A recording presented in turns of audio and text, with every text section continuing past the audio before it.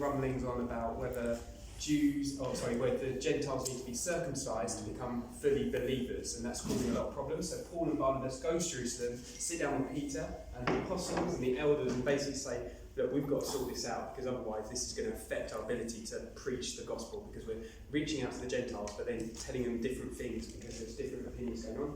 So they kind of come to an agreement. Peter prays, and then they move up to Antioch to start spreading the gospel again. So that's a quick overview. At Antioch, we've got this pink line because in the story, at that moment, Paul is going around with Barnabas, but then Paul and Barnabas have a disagreement about who to take where and kind of on strategy. And so Barnabas and John Mark head to Cyprus, and Paul and John Silas head up through Asia Minor and Turkey. So amongst when all of that's going on, so off the back of what happens in chapter 15, where they decide, as you know, Christ, that Gentiles don't have to follow the Torah, they have to follow the laws. They just obviously have to stay from sexuality, strangle things, blood, and there was one more that is clearly slipped my mind. You probably know. But they go back to all the churches, and obviously they start off in Antioch, but they go to the other churches that they've already planted, just to, I suppose, sort of follow up to, I suppose, disciple. And I mean, I imagine if this was an issue that came up, and we obviously know of all of Paul's letters, that Paul and Silas going to these churches, they would have gone to sort of strengthen them and you know, sort of disciple them, let them know what needs to be known now that they decided what they did in Jerusalem. So they follow up and go back to Derbe and Lystra. So chapter 15, verses 1 and 4 and 5. Then they, I think, at that point they wanted to go to. Then what was it called? These names. You guys know the names of? I think the places we've got here pretty well. Maybe we should just with our remaining 2 minutes. So you see, so basically they shift over to some of the things on here. Yeah, so they spread through kind of Asia Minor and head round to Greece. They meet key individuals, and that's important for the leadership. We've got here, they meet Timothy, and obviously we know how important Timothy was as well. They've got Little Scissors, because they actually encouraged him to get circumcised for that kind of cultural appropriation. So it's interesting there. While it's not important, let's think about how we can enter the field, do things that are culturally relevant, that will open hearts to us. We put that as an entry strategy, circumcising. That's not universal.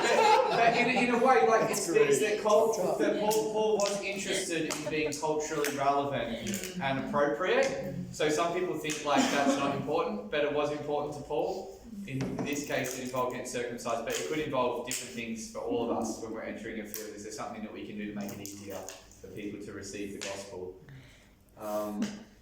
There was so we saw a number of examples of persecution. We saw them risking their lives, they get arrested, they get thrown in jail, so there's some persecution there. Also, we also saw the circumcision party that was coming up and undermining the gospel as kind of a form of persecution.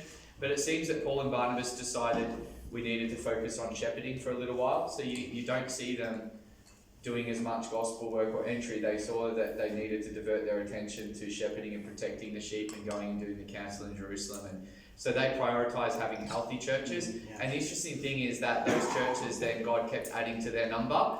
So a good evangelism strategy is just kind of making sure that the church is healthy as well. It's not just about accessing new people. So that was one of the things. I think another thing that is quite important that goes in the background is the Holy Spirit in this. In that, for example, in the council, it's the Holy Spirit that through James lets him know, okay, this is what the Gentiles are to do. Paul has a vision to go to Macedonia, and from there, obviously they get arrested. But in that getting arrested, the jailer comes to know the Lord, and all of his family comes to know. So therefore, a church is planted in that.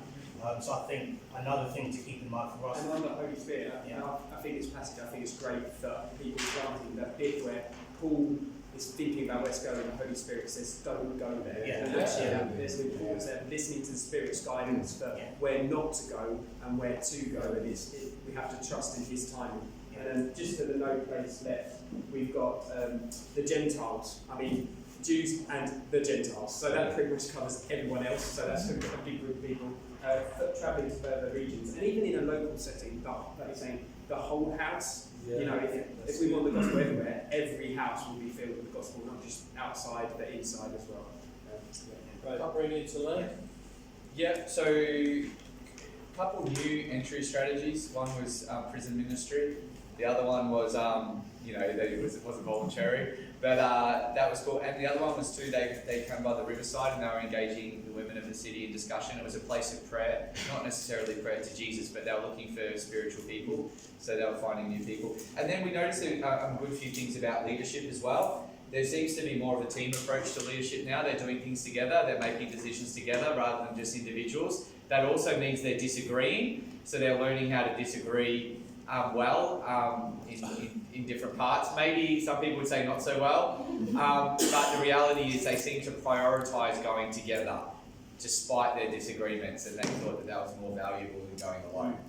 Do you want to add anything?